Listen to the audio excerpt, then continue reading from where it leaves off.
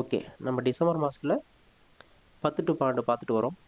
அதில் இன்னும் பெண்டிங்ஸில் இருக்குது, அதை கொஞ்சம் பார்த்துக்கலாம். ஓகேங்களா, முக்கியமான ஈவெண்ட்லாம் நிறைய இருக்குது. இந்த 3 நாள் பார்க்கக்கூடிய இந்த ஈவெண்ட்லாம் வந்து ரொம்ப ரொம்ப முக்கியமான ஈவெண்ட்டாகவே இருக்குது. சரிங்களா, ஓகே.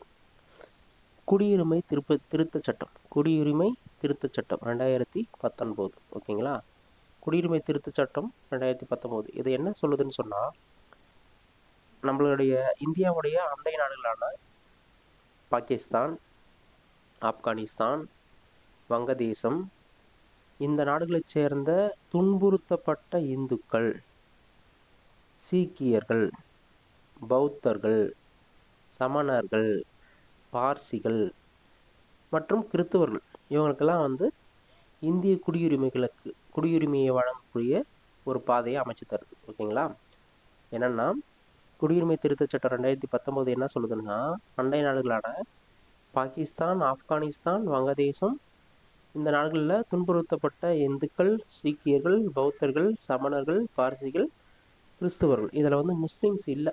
இதுதான் ஒரு மிகப்பெரிய சர்ச்சையாக ஏற்பட்டு இந்த திட்டத்துக்கு, இந்த சிஏஏ, இந்த குடியுரிமை திருத்த சட்டத்துக்கு எதிராக மிகப்பெரிய போராட்டம் நடந்து அதை கொஞ்சம் அமல்படுத்தாமலும் கொஞ்சம் அமல்படுத்தி வச்சுருக்காங்க. ஓகேங்களா, இந்த திட்டத்தை வந்து நிறைய எதிர்ப்பு தெரிவித்ததால தான் அது கொஞ்சம் பெண்டிங்கில் இருக்குது. ஓகேங்களா, ஆனால் அது வந்து விரைவில் நாங்கள் வந்து அமல்படுத்துவோம்னு சொல்லி மத்திய அரசு சொல்லிட்டு வருது. ஓகேங்களா, ஓகே. இதை நம்ம எக்ஸாம் பாயிண்ட் ஆஃப் வியூவில் பார்க்குறது குடியுரிமை திருத்த சட்டம் 2019 என்ன சொல்கிறதுன்ட்டு மட்டும் பார்த்தா ஓகே. இதில் மீதெல்லாம் நம்ம வந்து பார்க்கணுன்னு அவசியம் இல்லை.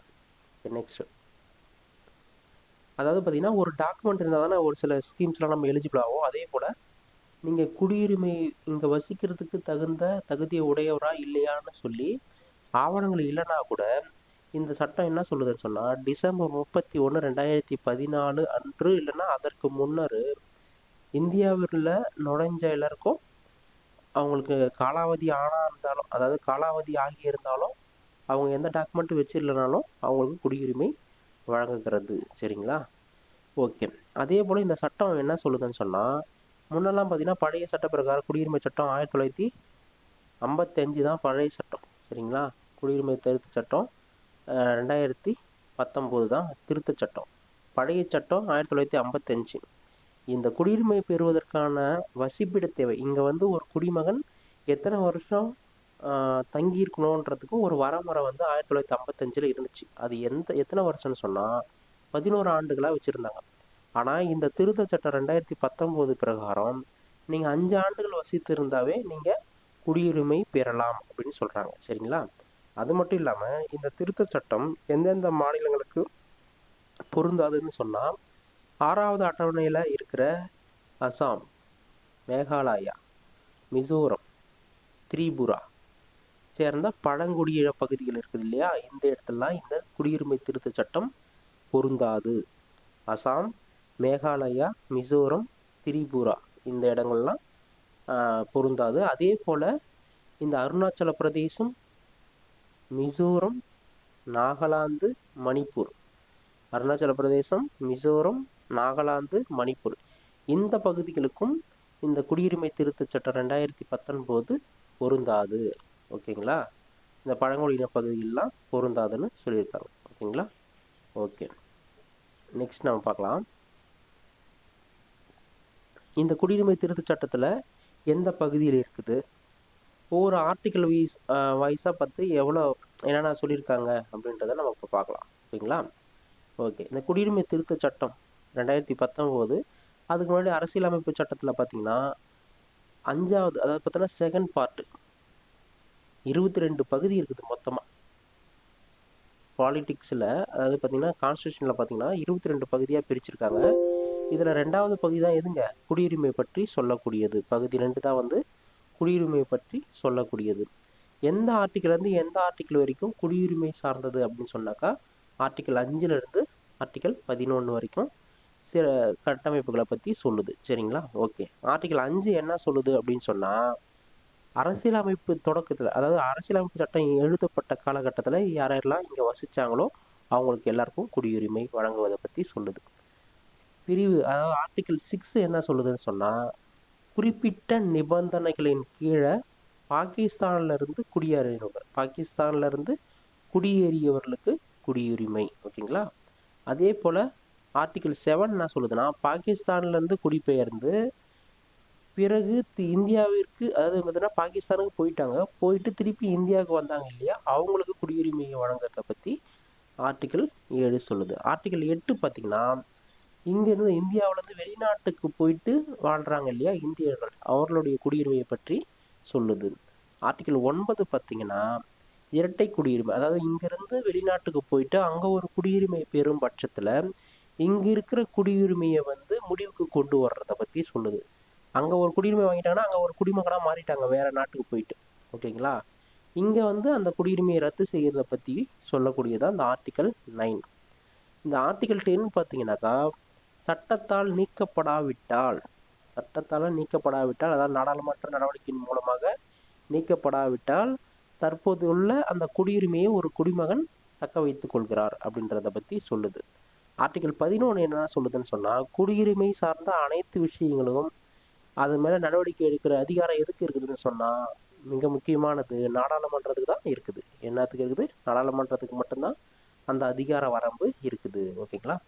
அதுக்கு அடுத்தது ஒரு தலைவரை பற்றி நம்ம பார்க்கலாம். அவரை பற்றின சமீபத்தில் ஒரு நியூஸ்லாம் வந்தது, அதனால் அவரை பற்றின முக்கியமான ஒரு ஈவெண்ட்லாம் நம்ம பார்க்கலாம், சரிங்களா. ராஜாஜியை பற்றி தான் நம்ம பார்க்க போகிறோம். சி ராஜகோபாலாச்சாரி, ஓகேவா. சி ராஜகோபாலாச்சாரி, அதான் ராஜாஜின்னு சொல்கிறோம், ஓகேங்களா.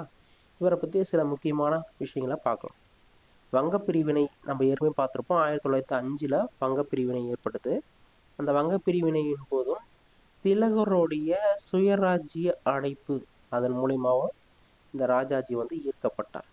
திலகர் தான் தன்னுடைய குருன்னு காந்தியும் சொல்லியிருக்கார், நோட் பண்ணிக்கோங்க, சரிங்களா. இந்த திலகர் தான் ராஜாஜிக்கும் ஒரு ஈர்ப்பாளராக இருந்திருக்கார், ஓகேங்களா. அதே போல் வெள்ளையனை வெளியேறிக்கும், அதே போல் பாகிஸ்தானில் முரண்பாடு ஏற்பட்டுச்சிங்க இல்லையா, வெளியே பிரிஞ்சு போகிறத பற்றி பேசும்போது முஸ்லீம் லீக்குக்கும் பாகிஸ்தான் பிரிவினை பற்றியும் பேசுவதற்கு சிஆர் திட்டத்தை கொண்டு வந்தார். சிஆர் திட்டத்தை கொண்டு வந்தது யார்? சி ராஜகோபாலாச்சாரி, ஓகேவா. சி ராஜகோபாலாச்சாரி தான் சிஆர் திட்டத்தை கொண்டு வந்தார். அதை பற்றின விஷயத்த தி வே அவுட் அப்படின்ற ஒரு புத்தகமாக கூட எழுதியிருக்கார். இந்த திட்டத்தை முன்மொழிந்து தான் அவர் என்ன எழுதினார்? தி வே அவுட், தி வே அவுட். சில விஷயங்களை அவர் வந்து சலுகைகளை தராரு, ஓகேங்களா. அந்த மாதிரி விஷயங்கள்லாம் சொல்லி தான் இந்த சிஆர் திட்டத்தை கொண்டு வராரு. ஆனால் அந்த சிஆர் திட்டம் தோல்வி அடைந்துடுது, சரிங்களா. சிஆர் திட்டம் தோல்வி அடைஞ்சது. ஐ திங்க் இந்த சிஆர் திட்டம் வந்து 1944 கொண்டு வராரு, சரிங்களா. 44 கொண்டு வந்த திட்டம் தான் இந்த சிஆர் திட்டம். தி வே அவுட்டுன்னு சொல்லி அந்த சிஆர் திட்டத்தை பற்றி நிறைய விஷயங்களை அதில் பகிர்ந்திருக்கிறார், சரிங்களா. இதெல்லாம் நம்ம வந்து வரலாற்று ரீதியாகவும், அதாவது வரலாறு ரீதியாகவும் பார்த்துக்க வேண்டியது ஒன்று மாடர்ன் ஹிஸ்ட்ரியில், சரிங்களா. அதுக்கப்புறம் பார்த்தீங்கன்னா என்னென்ன சிறப்பம்சம் இவரை பற்றி பார்க்கும்போது, இவர் மேற்கு வங்க ஆளுநராக பணியாற்றியிருக்கிறார். சில புத்தகங்களில் நிறைய விஷயங்கள் இந்த மாதிரிலாம் இருக்காது, சரிங்களா. அந்த மாதிரி இடத்தெல்லாம் நீங்கள் இந்த மாதிரி பாயிண்ட்ஸ்லாம் எடுத்து போய் எழுதி வச்சுட்டிங்கன்னா உங்களுக்கு எப்பவுமே மறக்காது, சரிங்களா. மறக்காது. அது மட்டும் இல்லாமல் புதுசாக கேட்ட மாதிரி உங்களுக்கு தெரியாது. இதெல்லாம் வந்து கரண்ட் ஈவெண்ட்டில் வந்துட்டு இருக்குது. அதை நம்ம இங்கே பார்க்கலன்னா நீங்கள் கொஷினை அணுகும்போது அது புதுசாக இருக்கிற மாதிரி தான் உங்களுக்கு தோணும், சரிங்களா. ஓகே. அது மட்டும் இல்லாமல் இந்தியாவினுடைய முதல் இந்திய கவர்னர் ஜெனரலாக இருந்தவர் யாருங்க? ராஜாஜி தான். இந்தியாவின் முதல் கவர்னர் ஜெனரல் ராஜாஜி. எந்த காலகட்டம்னு சொன்னால் 1947 1950 வரைக்கும், சரிங்களா. இந்த காலகட்டத்தில் இந்தியாவின் முதல் இந்திய கவர்னர் ஜெனரலாக இருந்திருக்கிறார்.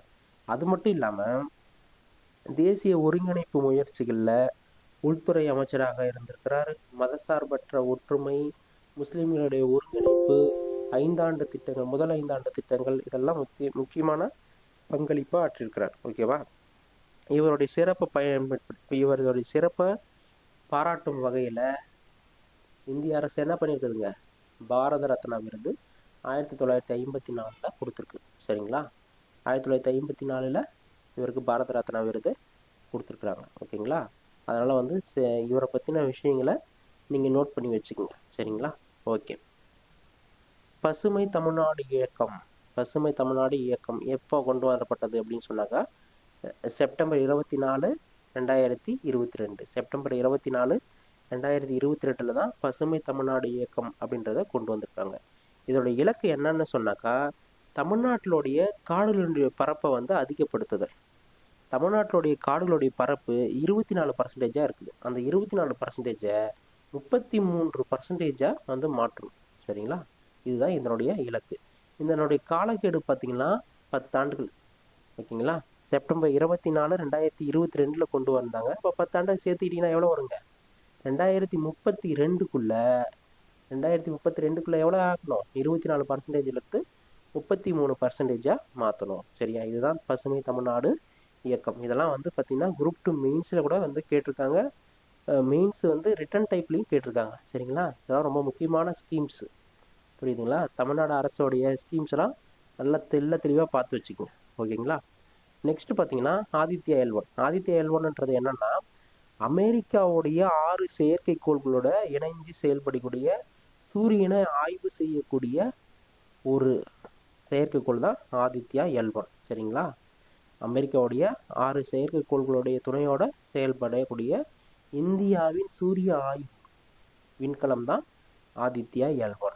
எப்போ ஏவனாங்கன்னு சொன்னாக்கா, செப்டம்பர் 2, 2023 அன்னைக்கு PSLV C-57 ராக்கெட் மூலமா ஏவப்பட்டது. செப்டம்பர் 2, 2023 PSLV C-57 மூலமா ஏவப்பட்டது. இது எப்போ சென்றடைஞ்சதுன்னு சொன்னாக்கா, ஜனவரி 6, 2024. ஜனவரி 6, 2024 அன்னைக்கு தன்னுடைய சுற்றுவட்ட பாதையில் போயிட்டு தஞ்சமடைந்தது. ஓகேவா? இதுதான் ஆதித்யா L1. ஓகேங்களா? ஓகே. அதுக்கடுத்தது இந்த சூரியனில் என்ன எதை பற்றி ஆய்வு செய்வதுன்னு சொன்னால், சூரிய புயல். சூரிய புயலில் வந்து எப்படி சொல்லுவாங்கன்னா, கனனான் புயல் அப்படின்னு சொல்லுவாங்க.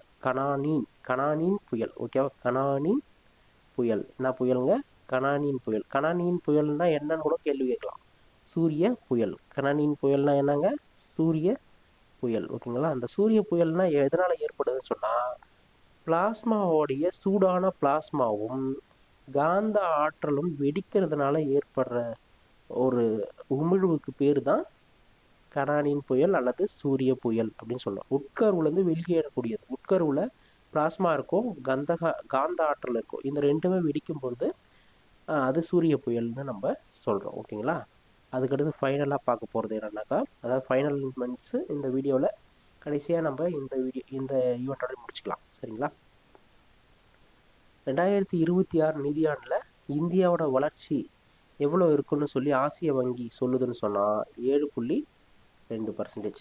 எவ்வளோ இருக்குதுங்க? 7.2% இருக்கும் அப்படின்னு சொல்லி ஆசிய வளர்ச்சி வங்கி வந்து கணிச்சிருக்காங்க. சரிங்களா? ஓகே, எல்லாத்தையும் நோட் பண்ணிக்கோங்க. Okay, thank you.